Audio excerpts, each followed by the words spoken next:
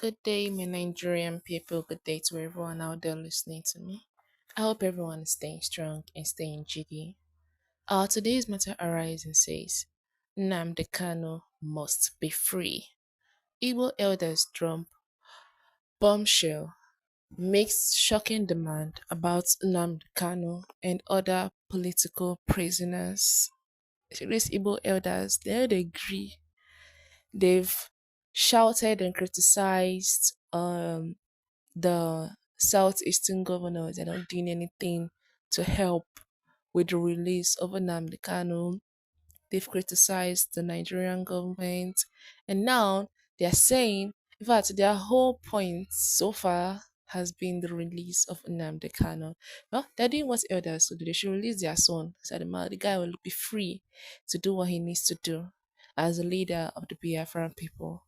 So let's get to the contents of the day to know what exactly this content entails. The United Igbo Elders Council, UNIEC, has recently issued a formal appeal to the federal government of Nigeria advocating for the unconditional release of Nnamdi Kanu, the leader of the indigenous people of Biafra, IPOB, along with other political detainees. This call was made public through a statement released by Professor Obasi Igwe, the Director of Media and Publicity, and Alpha Justice, the Coordinator General of UNIEC, on a Saturday. In their statement, the Igbo elders also demanded an immediate cessation of unlawful and clandestine actions such as secret arrests, detentions, and extrajudicial killings. They further called for the lifting of economic blockades and restrictions affecting eastern Nigeria, which they believe are contributing to regional stagnation and hardship. The statement titled New Governance Model for Nigeria outlined a comprehensive five-point agenda aimed at fostering peace and development across the country.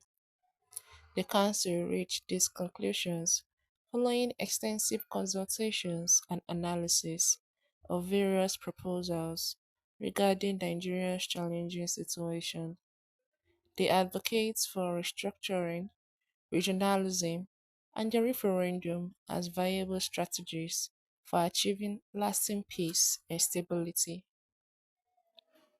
According to UNIEC, by mid 2015, there was no significant insurgence or rebellion aimed at overthrowing the federal government or establishing Biafra within Igbo society.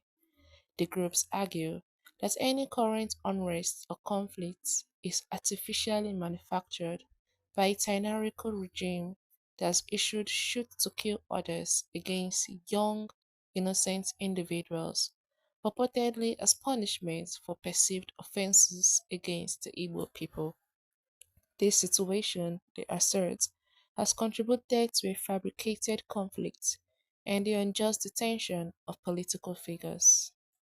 UNIEC's statement stresses that Nnamdi Kanu has suffered extensive mistreatments, including torture and dehumanization, which the Council believes undermines national values. They assert that continuing to detain Kanu serves no constructive purpose and is damaging to the country's reputation. Additionally, the Council highlights the economic impact of the blockade on the Igbo and Eastern ports. They argue that reopening these ports will stimulate development not only within the eastern region but also across the broader Middle Belt area. Conversely, the ongoing blockade has held detrimental effects on the region, extending as far as Maiduguri. The group emphasizes that Nigeria's future stability and prosperity hang on a fundamental restructuring of the political and economic system. They propose a model based on single ethnicity regions alongside multi-ethnic regions within the specifics to be determined through competitive regional negotiations. This restructuring is seen as essential to breaking through the existing neocolonial constraints and enabling effective economic policies.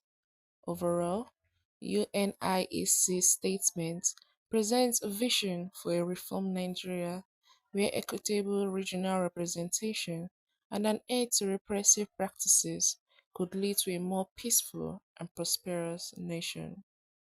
And that is one thing Nigeria will not do. That is one thing Nigeria will not do. Seeing everyone as equal. No, when it comes to Igbo, Yoruba, and Hausa, Igbo no the whole thing. They are not among. They're not among those people that they will see as equals or anything like that.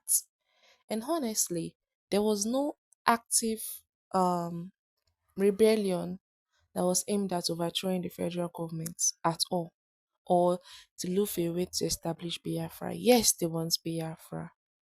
They actually do need Biafra due to the suppression they are feeling and the oppression and the whole thing that is going on, the arrest, the killing, everything that the Nigerian government is doing to the Igbo society. But they never for once actually actively rebelled. Nah, there was no significant rebellion else aimed at overthrowing the federal government. So why are they so scared to the extent of arresting leaders? As far as you're Igbo, they will tell you that you are against the community, against the Nigerian government. Arrest him, arrest her. That is just how it is. They send militants to the southeast to repress and oppress them. By putting fear in them. Anybody that say Biafra, they will arrest you. As simple as that. It's as if they are actually scared that this Biafra will actually happen.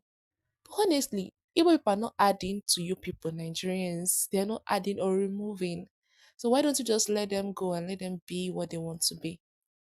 It's not better than this whole fight between the two, the Nigerian economy and the Biafra society. It's better than all these fights. Release them, release Nnamdi Kanu, let him go, so all these things will stop. Because one day, you'll never know, it will just create unnecessary fights, break out unnecessary fights that you won't be able to keep down or mellow. Hopefully, they turn out great. But for now, we've come to the end of today's content. Do not forget to subscribe and stay tuned to our channel. Thank you.